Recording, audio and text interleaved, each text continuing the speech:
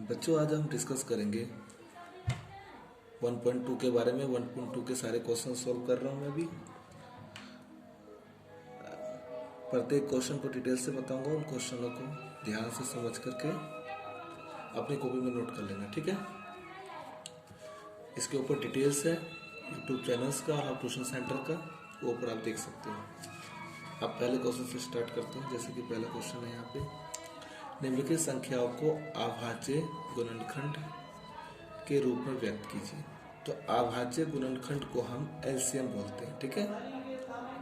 और एलसीएम निकालना तो आपको आता होगा, जिनको नहीं आता मैं उन्हें बता देता हूँ। एलसीएम आपने बचपन से ही पढ़ रखा है। आपको क्या करना है कि जितनी भी संख्या आपको क्वेश्चन दे रखी है, प्रत्येक का आपको अलग अलग एलसीएम निकालना है और उसके बाद उसे गुणनखंड के रूप में प्रेजेंट कर देना है, ठीक है। सबसे पहले नंबर पे हमारा आ रहा है 140, ठीक है। तो 140 का हम क्या करेंगे, एलसीएम ले लेंगे। और एलसीएम आपको छोटे से पाड़े से स्टार्ट करना है, 2 से हम स्टार्ट करते हैं, ठीक है। एक चीज और मैं आपको बता दूं, अभाज्य गुणनखंड का मतलब होता है कि आप जो एलसीएम लोगे सिर्फ वो अभाज्य संख्या से ही लोगे, ठीक है, अभाज्य संख्या से। और सबसे छोटी अभाज्य संख्या हमारी क्या होती है, 2। तो 2 की टेबल में 140 आता है ना, कितने पे, 70 पे।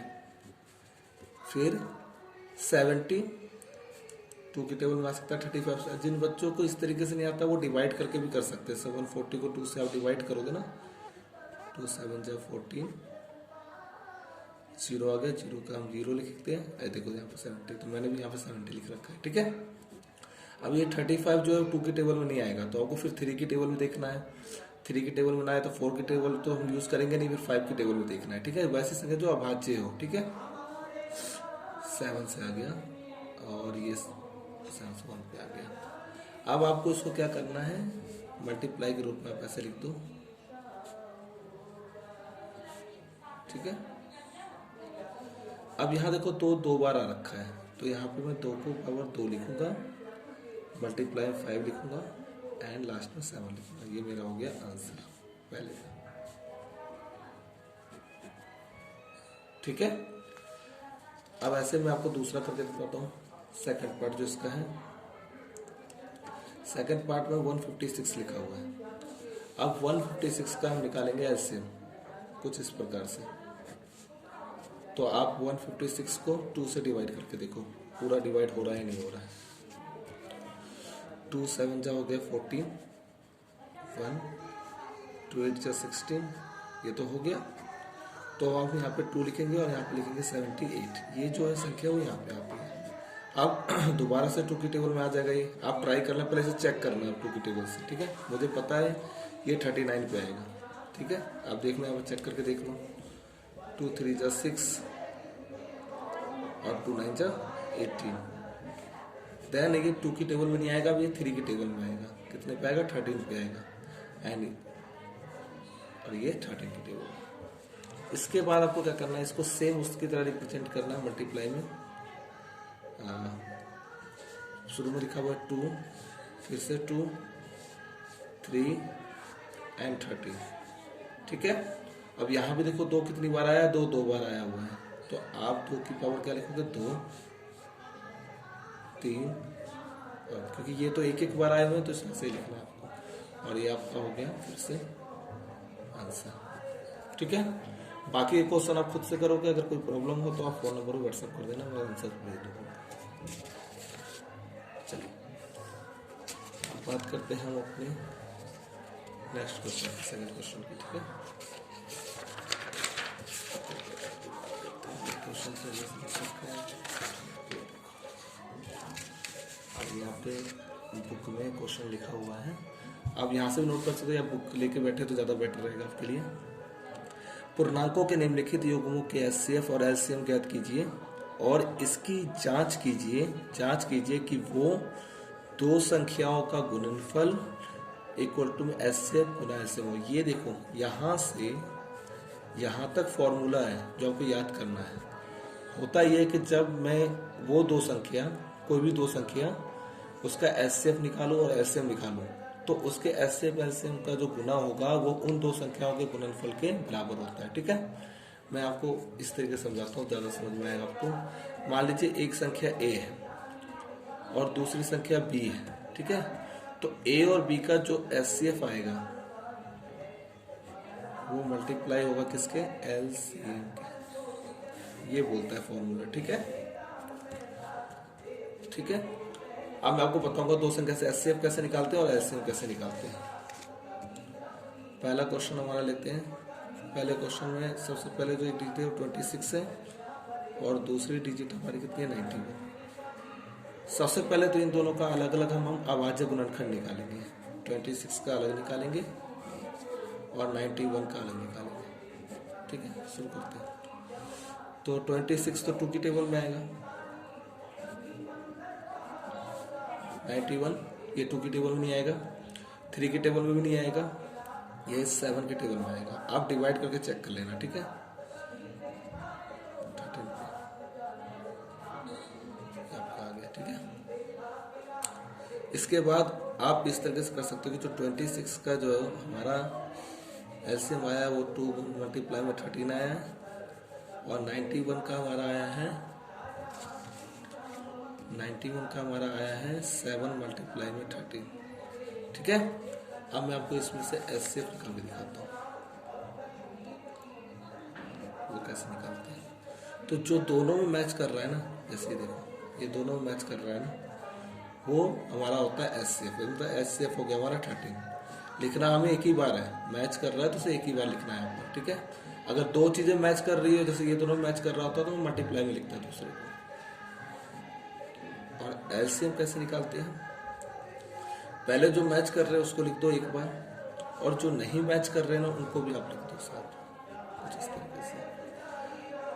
अब इनकी मल्टीप्लाई कर लो आप तीनों की, तो 13 दूनी 26 और 26 की मल्टीप्लाई कैसे करोगे, 7 से, 42 4 14 और 4 18 आ गया आपका 182 आपका एलसीएम, ठीक है। पहले तो हमने एचसीएफ निकाल लिया, एलसीएम निकाल लिया जैसे कि पूछा था। अब हम क्या कर रहे हैं, इनकी जांच कर रहे हैं, इसकी जांच कर रहे हैं। तो जांच का फॉर्मूला है दो संख्याओं का गुणनफल बराबर में एलसीएम गुना एचसीएफ, ठीक है। अब दो संख्याएं कौन कौन सी है, एक तो 26 थी हमारी, दूसरी 91। यहाँ देखो आप, एक 26 थी और दूसरी 91। एलसीएम हमारा क्या निकला था, एलसीएम निकला हमारा 182 और एचसीएफ क्या निकला हमारा, तो एचसीएफ निकला हमारा 13। अब आप इन दोनों को मल्टीप्लाई करोगे तो जो डिजिट आएगी वो यहाँ पे हम देख लेते हैं। 26 और 91 को मल्टीप्लाई करके देख लेते हैं क्या आ रहा है हमारा।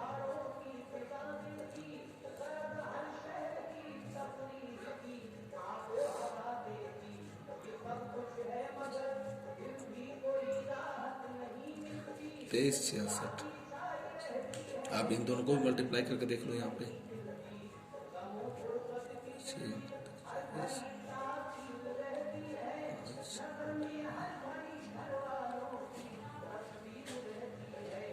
देखो यहाँ पे आपका है 23 66 की, देखो बोथ आर इक्वल। आपकी जांच होगी, इस तरीके से आपके क्वेश्चंस करने होते हैं, ठीक है। बाकी क्वेश्चंस आप ट्राई करोगे, नहीं आएगा तो मैं आपको व्हाट्सएप करूँगा, ठीक है। आप मेरे नंबर पर मैसेज कर सकते हैं। अब हम क्वेश्चन नंबर बात करेंगे थर्ड क्वेश्चन। सबसे पहले तो क्वेश्चन रीड कर लिया जाए। यहाँ से देखो, अभाज्य गुणनखंड विधि द्वारा, अभाज्य गुणनखंड विधि मैंने तो आपको बता रखा है, तो अभाज्य गुणनखंड विधि द्वारा एलसीएम निकालना होता है हमारे को, ठीक है। निम्नलिखित पूर्णांकों का एचसीएफ निकालना है और एलसीएम निकालना है, वो मैं आपको बता चुका हूँ।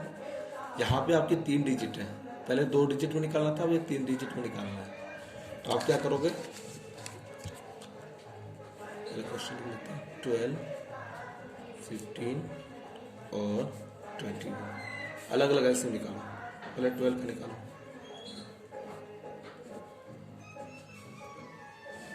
15 का निकाल लो, 21 का एलसीएम निकाल लो आप, ठीक है। सबका एलसीएम हमने निकाल लिया। तो अब हम नोट कर लेते हैं क्या क्या आया हमारा। जो 12 का एलसीएम आया है वो है 2 मल्टीप्लाई 3। 15 का एलसीएम आया 3 मल्टीप्लाई 5 एंड 21 का एलसीएम आया है 3 मल्टीप्लाई 7। ठीक है, मैंने आपको बताया था कि एचसीएफ कैसे निकलता है।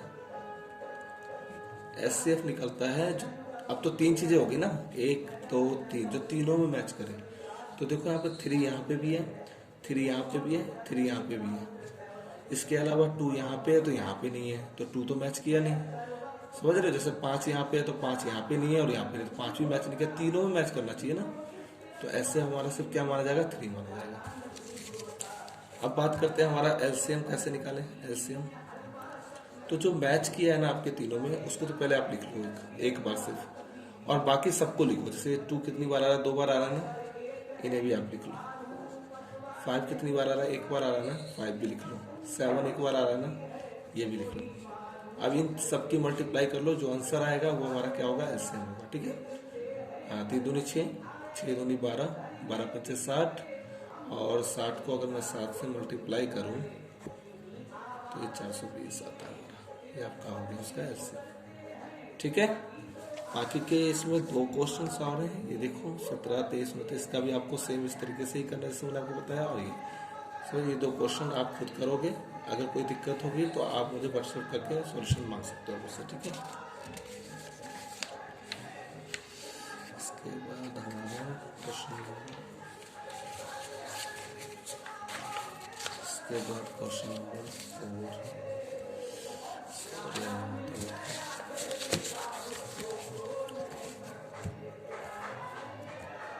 अब यहाँ देखो, आपको एचसीएफ दे रखा है इन दोनों का 9, मतलब इन दोनों का एचसीएफ इसने निकाल रखा है। आप सीधे लिखो कि एचसीएफ आपका 9 है, कंफ्यूजन नहीं। ये कई बार बच्चे कंफ्यूज हो जाते हैं कि ये क्यों लिखा हुआ है। तो इसका मतलब हुआ कि ब्रैकेट का मतलब हुआ कि इन दोनों का एचसीएफ जो है वो 9 है। ठीक है, एलसीएम ये दोनों सेम, देखो जो डिजिट यहाँ लिखी है वो यहाँ पे लिखी पड़ी है। तो इन दोनों का एलसीएम नहीं दे रखा, वो आपको निकालना है। तो आप यहाँ पे लिखो एलसीएम का क्वेश्चन। ठीक है, तो जो पहली संख्या आपकी है जिसे ए से रिप्रेजेंट कर सकते हो आप, वो है 306, और दूसरी संख्या जो कि बी है वो है 657। ठीक है, समझ गए। अब फॉर्मूले की बात करते हैं। तो फॉर्मूला हमारा होता है पहली संख्या मल्टीप्लाई दूसरी संख्या बराबर में HCF गुना में LCM। ये हमारा फॉर्मूला होता है। ठीक है, उसमें वैल्यू पुट कर दो, आंसर आ जाएगा। ए का मान कितना है हमारा, 306। बी का मान कितना है हमारा, 657। HCF कितना दे रखा था हमारा, 9। आप 9 लिख दो। एलसीएम नहीं पता तो एलसीएम को एलसीएम ही लिखो। ठीक है, देखो ये इक्वल के इस साइड है और ये इक्वल के उस साइड है, तो हमें यहाँ क्या निकालना है, एलसीएम। तो इसको भेजना पड़ेगा इस साइड, ये मल्टीप्लाई में इधर आएगा तो डिवाइड में हो जाएगा कुछ इस प्रकार से। ठीक है, अब इसे काट दो। 9 3 27, 9 4 36, 34 गुना में 657 बराबर LCM। इन दोनों के आप गुना कर लो, गुना करके जो आंसर आएगा वो आपका क्या हो जाएगा, LCM हो जाएगा। ठीक है, मैं गुना करके बता देता हूँ क्या आएगा। 657 को गुना करना है इससे 34 से,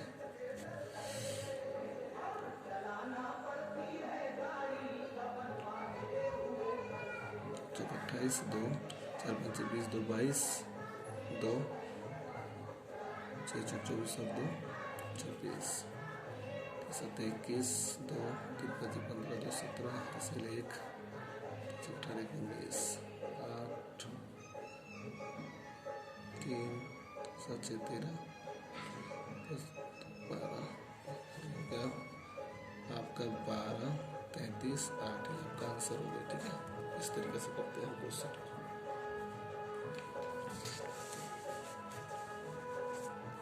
अब आपका नेक्स्ट क्वेश्चन है,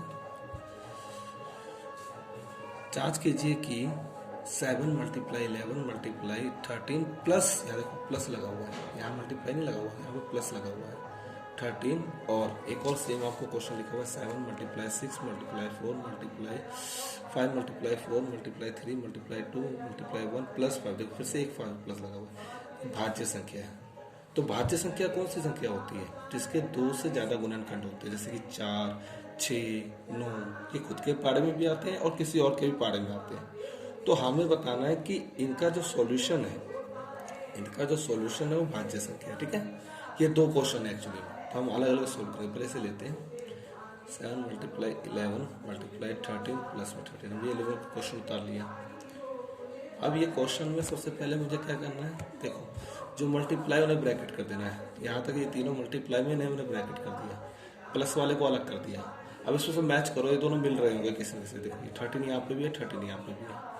इन दोनों को ले लो कॉमन मतलब दोनों को बाहर निकालो ऐसे। तो यहाँ बचेगा 7 मल्टीप्लाई ये प्लस ये जब बाहर आएगा यहाँ से, तो यहाँ तो ये अकेला था, तो इसकी जगह पे आप क्या लिखोगे 1। ये पहला स्टेप हो गया आपका। अब बोर्ड मास कहता है पहले ब्रैकेट को सोल्व करो, ब्रैकेट में पहले मल्टीप्लाई को, तो इनको मल्टीप्लाई कर लो। 11 7 77 प्लस 1 78 हो गया। इन दोनों की मल्टीप्लाई कर लो, 78 मल्टीप्लाई में 30, 24 23 प्लस 4 11, ये हो गया 1014। ठीक है, अब मुझे ये बताना है कि जो 1014 है वो भाज्य संख्या है, तो इसका मुझे ऐसे निकालना पड़ेगा। देखते हैं ऐसे निकाल के, 2 से तो निकल जाएगा, ये 507 आएगा। ठीक है, इसके बाद ये 2 की टेबल में नहीं आएगा, 3 की टेबल में नहीं आएगा, आप डिवाइड करके चेक कर सकते हैं, 7 की टेबल में आएगा। देख लो आप, 7 की टेबल में तो आना चाहिए, 7 की टेबल में भी नहीं आ रहा ये 7 की टेबल में भी नहीं आ रहा। किसी और टेबल में चेक करके देखते हैं, ये 13 की टेबल में आ सकता है। 13 3 39 चाहिए, 3 की टेबल में भी आ जाता है। इस तरीके से हम कह सकते हैं कि 1014 के 2 भी फैक्टर है, 3 भी फैक्टर है और 13 भी फैक्टर है। इस तरीके से तो इसके ज़्यादा गुणनखंड हो गए ना, केवल एक गुणनखंड होना चाहिए, 2 गुणनखंड होना चाहिए, इधर तो बहुत सारे हो गए। एक तो एक खुद भी हो गया, 13 भी हो गया, 3 भी हो गया, 2 भी हो गया, बहुत सारे टेबल में ये आ सकता है। इसका मतलब ये है भाज्य है, बस आपको ये लिखना है। ठीक है, नेक्स्ट क्वेश्चन भी आपको ऐसे ही करना है जो इससे ऊपर वाला है, समझ गए। क्वेश्चन 5 की बात करते हैं।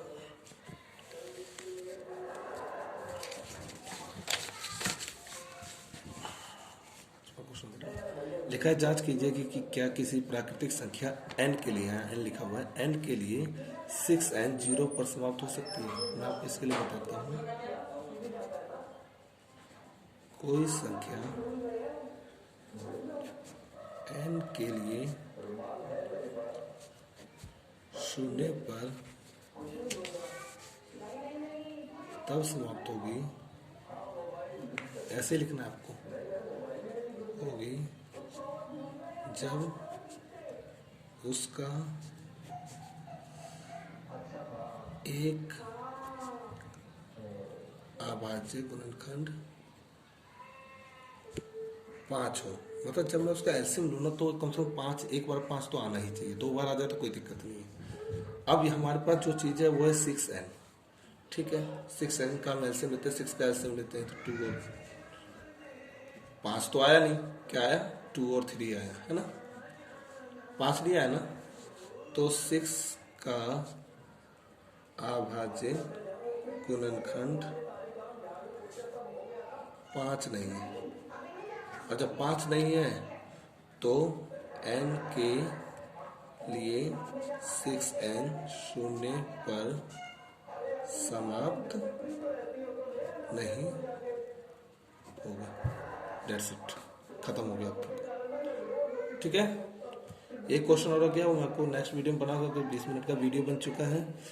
इसके अलावा जूम ऐप डाउनलोड कर लो, अगर आप क्लासेस लेना चाहते हो उसके, तो 5 बजे से 6 बजे तक हम उसको उस पर होते हैं ऑनलाइन। ठीक है, आप मुझे मैसेज कर सकते हो, वहाँ पर मैं आपको ऑनलाइन पढ़ाऊँगा। ठीक है, थैंक यू सो मच।